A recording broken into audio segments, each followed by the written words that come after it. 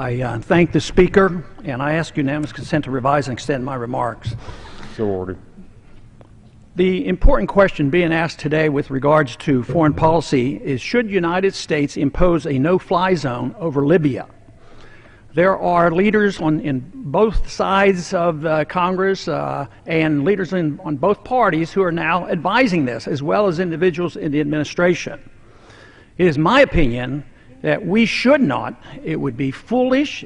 It would have a downside, and we should think very, very carefully before we go expanding the wars that we're already involved in. We're in two major wars with Iraq and Afghanistan, and that involves Pakistan and Yemen already. So to go into Libya now and impose a no-fly zone, we have to remember a no-fly zone is an act of war. Now, what moral right do we have to participate in war activity against Libya? Libya hasn't done anything to the United States. They're not a threat to our national security. There's been no aggression. There's no constitutional authority for a president to willy-nilly go and start placing no-fly zones over countries around the world. And you know, we tried this in the 1990s and did it for 8 or 9 years. We had a no-fly zone along with sanctions and blockades around Iraq.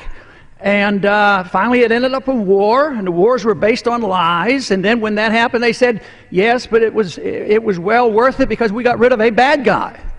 But we also lost close to 4,500 American military people, 30-some thousand severe injuries, hundreds of thousands applying now for disability, because we went to war when we shouldn't have gone to war. And to expand this war now makes no sense whatsoever. It's against international law. It challenges the War Powers Resolution. And for that reason, we should stop and think. Congress should act. I'm proposing to, preparing to introduce a resolution next week that is a sense of Congress that the executive branch can't do this without approval from the Congress. Why should we do this? Do you think it'll cost some money? Yes, it's going to cost a ton of money.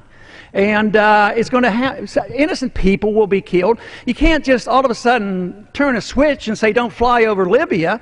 You have to bomb a lot of anti-aircraft sites and a lot of military establishment. So the war is on. And from my viewpoint, this is the kind of thing that's been going on too long.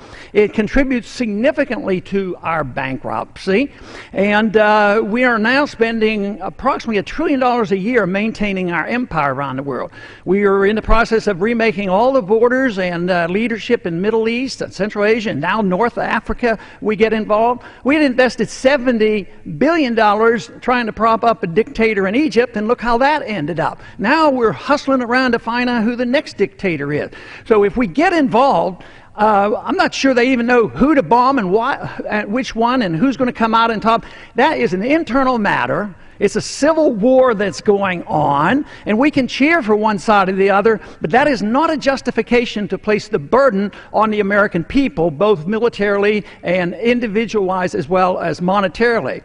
Now, some would say that, yes, that sounds good, I agree with you that, but as long as we get approval from the UN and NATO, it'll be okay. But you know, that's just really a cop-out. What Army and Air Force and technology does the UN have, and what does NATO have? You get a resolution in the UN and say, well, let's take out this bad guy and do these things, or NATO does it. They're all our airplanes, and they're all our money, and no matter what, anything and everything that goes wrong, the United States will be blamed for it. And there's enough resentment against us already for pretending that we can tell every other country how to live.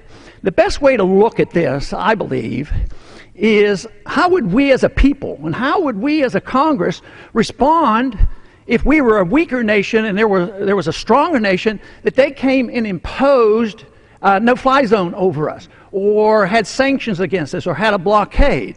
We wouldn't accept that. That would unify us. So I don't buy into this thing that this is the only humanitarian thing that we can do is expand the war. If we want to do something for humanity, we need a new foreign policy. We need a foreign policy that isn't built on militarism. It's built on more cooperation and more trade and not picking our dictators. Look at what happened after we picked the dictator for Iran. It lasted, sure, 25 years or so, but eventually it radicalized the Islamists and they had a revolution, and we came out on the short end of that.